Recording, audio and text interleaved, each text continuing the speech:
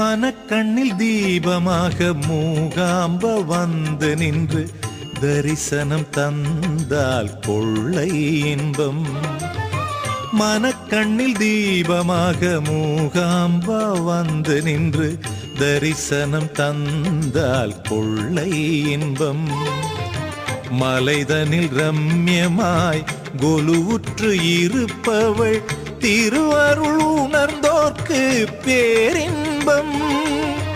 மலைதனில் ரம்யமாய் கொலுவுற்று இருப்பவள் திருவருள் உணர்ந்தோர்க்கு பேரின்பம்.